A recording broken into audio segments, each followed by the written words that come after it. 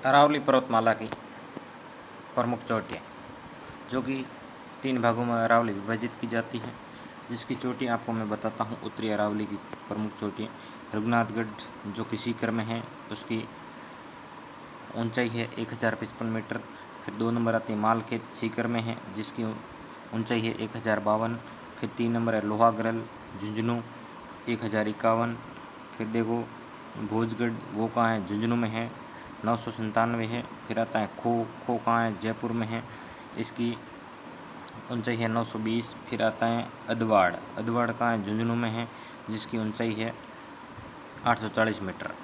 ठीक है, उसके बाद आता है हर्ष कहाँ है, सीकर में है, जिसकी 820 मीटर ऊंचाई है। ठीक है, फिर आता है भेराज है अलवर में, 792 मीटर उनकी ऊंचाई है। बाबाई, ये बहुत इम्पोर्टेंट है, यहाँ की 2-3 बाबाई हैं कहाँ पर, जयपुर में, 792 बाबाई 92। फिर आता है बरवाड़ा भी जयपुर में है, 786 है बरवाड़ा की। फिर आता है बब्बई झुंझुनू में है, 780 है इसकी। फिर आता है बिलाली कहाँ है, अलवर में, 775 मीटर है। मनोहरपुरा जयपुर में है, जिसकी ऊंचाई 704 मीटर है। सरिस्का भी अलवर में है, जिसे काकनवाड़ी भी कहते हैं, 677 मीटर इसकी ऊंचाई है। फिर आता है सिरावन अलवर में है, जिसकी ऊंचाई 651 है। फिर आता है मानगढ़ भी अलवर में है, जिसकी 649 है। ठीक है, इसके बाद आता है जयगढ़ जयपुर में है, जिसकी ऊंचाई 648 है। फिर आता है नाहरगढ़ भी जयपुर में है, जिसकी ऊंचाई 599 मीटर इसकी ऊंचाई है। अलवर दुर्ग की जिसकी ऊंचाई है 597। फिर आता है मध्य अरावली। देखो, इनमें ये ध्यान रखने योग्य बातें हैं कि उत्तरी अरावली की सबसे ऊंची चोटी रघुनाथगढ़ 1055 है। इन जिनमें ये बाबाई और बबई, इनका प्रश्न पूछते हैं। बिलाली का भी प्रश्न आया हुआ है, इसलिए इन पे टिक किया हुआ है, ये विशेष है। लेकिन मध्य अरावली की सबसे ऊंची चोटी कौन सी है? गुरमजी घाट, टोडगढ़, अजमेर, 933 है। फिर आती है तारागढ़ अजमेर में है, उसकी 873 है। फिर आता है नागपाड़ अजमेर में है, 795।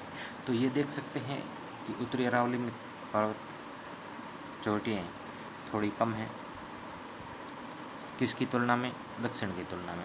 दक्षिण वाली अगले स्टेप में जस्ट पढ़ेंगे, लेकिन मध्य अरावली में सबसे कम है। तो ऐसे भी सीधा प्रश्न आपके लिए आ जा सकता है कि अरावली की कौन से भाग में सबसे कम चोटियाँ हैं, तो मध्य भाग में।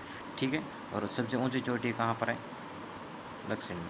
तो फिर आगे बढ़ते हैं और ये दक्षिण अरावली की प्रमुख चोटियों के बारे में विस्तृत से अध्ययन करते हैं। सबसे ऊंची चोटी भी कंटिन्यू ही रहेंगी। इसके बाद आपके रघुनाथगढ़ वाली आएंगी, वो कब आएंगी?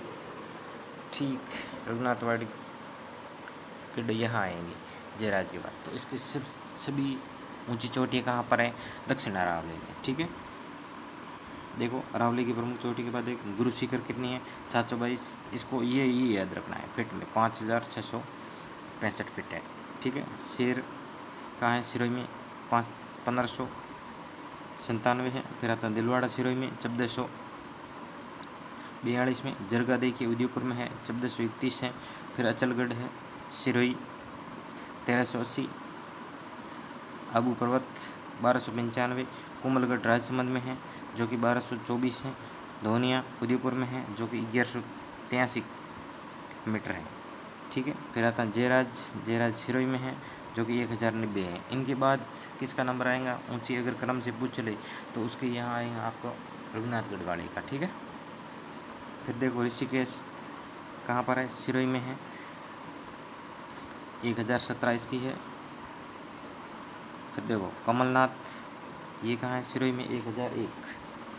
फिर आता है सुंदा पर्वत कहाँ है? जालौर में। ये जालौर वाली चोटियों को बहुत बारीकी से और किसकी कितनी ऊंचाई है इस बारे में भी ये प्रश्न आया हुआ है। ठीक है, माकड़ मगरा उदयपुर में है, 989 इसकी मीटर ऊंचाई है।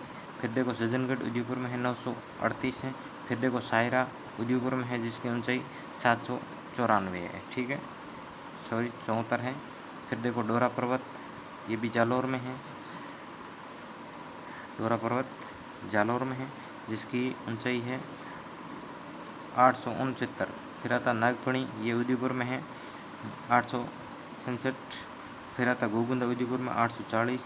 इसराना भाकर, ये भी जालौर में है, तो 839 इसकी है। फिर आता रोजा भाकर, इसकी है 730। फिर देखो झरोला भाकर, ये भी जालौर में है, 588 मीटर इनकी ऊंचाई है। फिर देखो कोटड़ा उदयपुर 450। फिर ऋषभदेव उदयपुर, इसकी कितनी है 400। ये थी अरावली की मुख्य चोटियाँ जो कि हर एग्जाम की दृष्टि से बहुत इम्पोर्टेंट है। इनसे बाहर पूरा समग्र जितने भी चोटियाँ थे उनका एक 5 मिनट की वीडियो के अंदर दिया गया है समग्र। इसी वीडियो के लिए चैनल को नीचे दी गई लिंक पर सब्सक्राइब करें और डिस्क्रिप्शन में जाकर के इसकी PDF आप प्राप्त कर सकते हैं। ठीक, धन्यवाद, ओके।